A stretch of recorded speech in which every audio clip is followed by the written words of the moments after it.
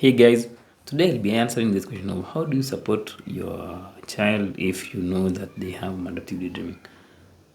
You start realizing that your child displays some behaviors of maladaptive daydreaming like pacing or talking to themselves a lot or just spending time in their room in this imaginary world, or they may even share with you about it. It's a very, very challenging aspect because you might be part of the problem. Let's say as a parent, you might be part of the problem who's causing the child the stress, because that's what mostly happens in life. Family is mostly the part of the problem, and at the same time, that family is the part of the solution. So, trying to support your kid actually doesn't just involve telling your kid like, "Hey, stop it, hey, stop it." No, that won't help. In fact, that will make things worse because it will make the kid feel that you are not listening to them and you don't understand them. But one thing with life is, instead of even trying to tell them to stop, tell them to do this, the best place to start is to just listen. Even when you don't have a solution, just listen without any judgment. And it's not the easiest thing to do, I know. You will want to barge in, you will want to show that you are the adult and you want to force things on your kid. But the more you do it, the more you create this distance between you and the kid. And the more you create this distance between you and the kid, the more the kid feels isolated. And when your kid feels isolated, where will they find solace? Of course, it's in their imaginary world. It's in their imaginary friends or their imaginary parents.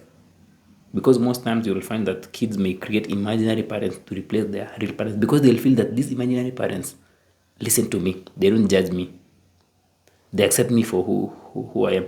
But now, if you try to support them in the gist of helping them, you may be pushing them away further. So the first step is listening to them and also acknowledge that maybe I'm part of the problem.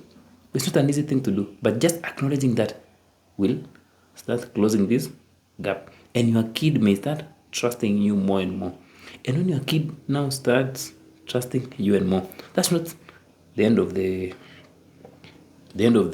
solution. No, you can now suggest for them therapy. You can now look for them a therapist who deals with kids. But even before, but while you are looking for the therapist now, you may also feel that the therapist may still may still disempower the kid by not believing that daydreaming is a problem. So you may look for a therapist who deals with kids with maladaptive daydreaming.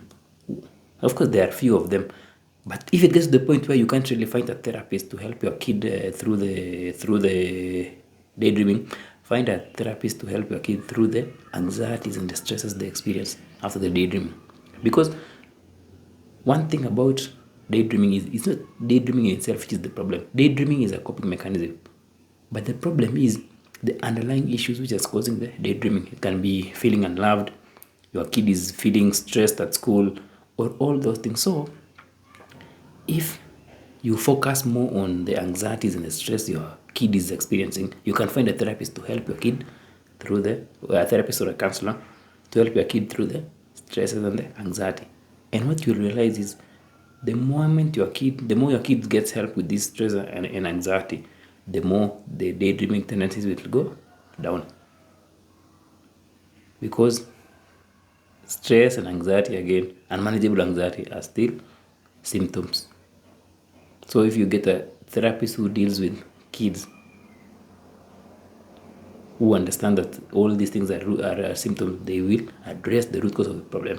And now your kids will come to this level of realization where they realize that it's okay to feel some feelings, it's okay to feel some negative emotions, it's okay to sometimes experience what they are experiencing. Like, they just accept themselves for who they are, and with that they'll find that living in this real world is not that bad.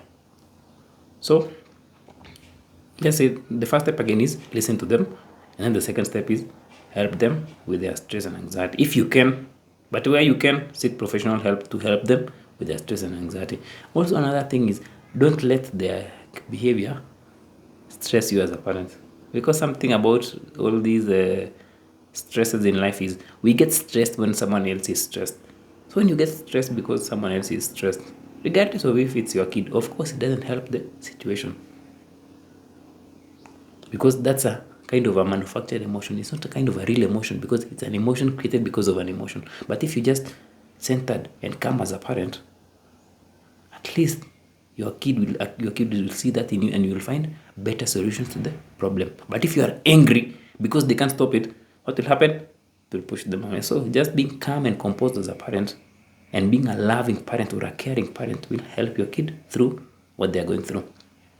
So listening, being calm and composed, and looking and helping your kid through the anxieties and stresses, or looking for a therapist who can help your kid, or a counselor, will go a long way.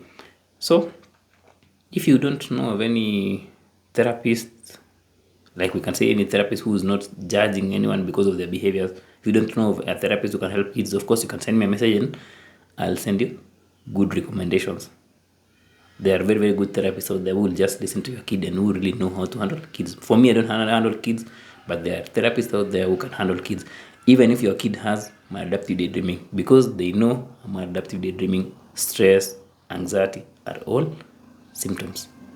So if you are looking for a therapist to help your teens or kids, you can send me a message and I'll send you good recommendations. But the best way to support your kid is to love them, care for them, listen to them, and you also to be a calm and composed parent. Hope you found that informative, guys. Until next time, have a nice day.